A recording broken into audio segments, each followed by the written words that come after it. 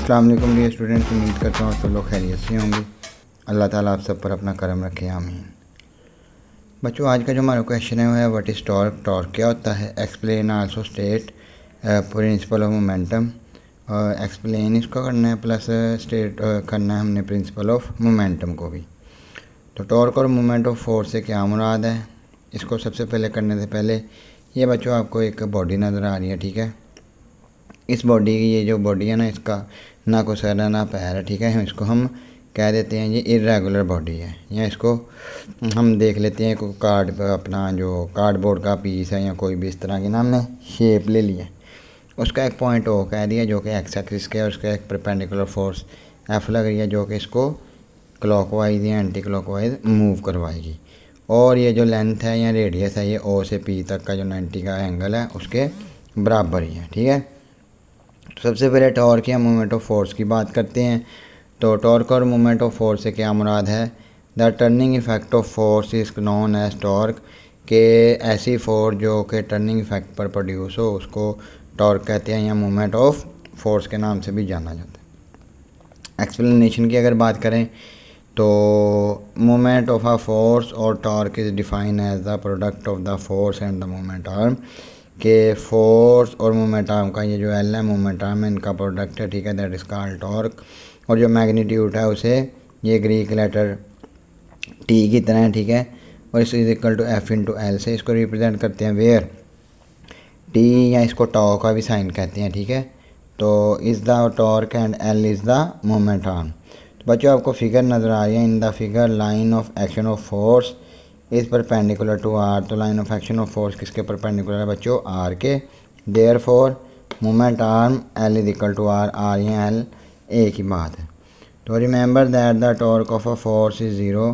तो आपने याद रखना है कि torque of force is zero होती है when the line of action of force passes through the axis of rotation. जब वो line of action of force axis of rotation से पास आउट करे, बिकॉज क्योंकि it's moment arm become zero.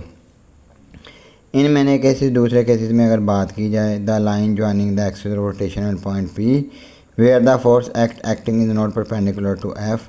यहाँ ये कहने की बात कर रहा है कि कई केसेस में ऐसा देखने में आया है कि जो line of action of force है जो कि एक्सिस को ज्वाइन करवाती है या रोटेट करवाती है पॉइंट पी से, ठीक है। और फोर्स एफ ये कभी परपेंडिकुलर भी नहीं मूव कर सकती, ठीक है। कभी वो यहाँ पर भी हो सकती है, यहाँ पर भी हो सकती है, कहीं पर भी वो फोर्स हो सकती है, ठीक है, जो कि अपना मोमेंट आर्म को जो है वो चेंज करवाती है फोर्स एफ पे। जैसे आपको ये नज़र आ रहा है, वो इधर को बजाय इधर को भी फोर्स लग सकती है, वो इधर को भी लग सकती है, वो किसी भी एंगल के ऊपर लग सकती है, वो इधर को भी लग सकती है, ठीक है।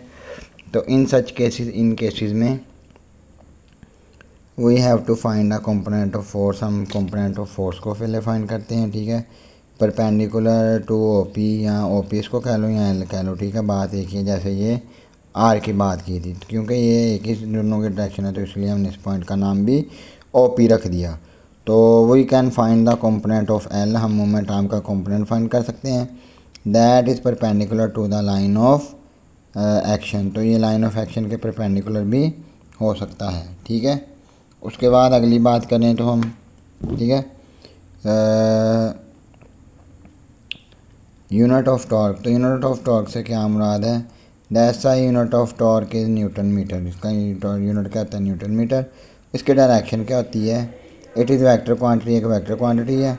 इस direction found by right hand rule, ठीक है। तो इसके डायरेक्शन राइट हैंड रूल से फाइंड की जा सकती है। क्लॉकवाइज टॉर्क या क्लॉकवाइज मोमेंट आर्म जिसको नेगेटिव टॉर्क कहते हैं। एंटी क्लॉकवाइज मोमेंट या एंटी क्लॉकवाइज टॉर्क जिसे पॉजिटिव टॉर्क कहते हैं। तो the torque taken negative is force and to produce clockwise direction. अगर क्लॉकवाइज रोटेशन प्रोड्यूस हो जाए या घड़ी की सिमत में बच्चों बॉडी मूव करना स्टार्ट कर दें या टॉर्क फोर्स लगे तो वो नेगेटिव इम्पैक्ट होगा, जिसको क्लॉकवाइज टॉर्क या नेगेटिव टॉर्क भी कहते हैं या नेगेटिव मोमेंट ऑफ आर्म भी कहते हैं। तो एंटी क्लॉकवाइज टॉर्क या पॉजिटिव टॉर्क या एंटी क्लॉकवाइज मोमेंट आर्म या पॉजिटिव टॉर्क कहते हैं। तो आपको पता है कि एंगल जो है वो हमेशा यहाँ से 90, 182, 73, 60 हमेशा इंक्रीज़ करता है। तो torque taken positive is force and to produce anti clock rotation. तो टॉर्क हमेशा पॉजिटिव होगा जब फोर्स जो है वो एंटी क्लॉक रोटेशन में मूव करेगी। तो ये था बच्चों आज का हमारा टॉपिक। उम्मीद करता हूँ आपको इसके रिलेटेड कोई क्वेश्चन ही होगा। अगर इसके रिलेटेड बच्चों को क्वेश्चन होगा तो आप उसका स्क्रीनशॉट लेके मेरे नीचे दिए गए व्हाट्सएप नंबर पर शेयर कर सकते हैं। प्लस बच्चों मेरे इस यूट्यूब चैनल को आप लाइक कर लो, सब्सक्राइब कर लो, प्लस बेल आइकन को दबा लो। और अगर इसके रिलेटेड कोई क्वेश्चन हो तो आप कमेंट बॉक्स में मेरे साथ रब्ता कर सकते हैं। तो बच्चों इंशाल्लाह मिलते हैं नेक्स्ट वीडियो में। तब तक के लिए अपना ख्याल रखिएगा। अल्लाह हाफिज़।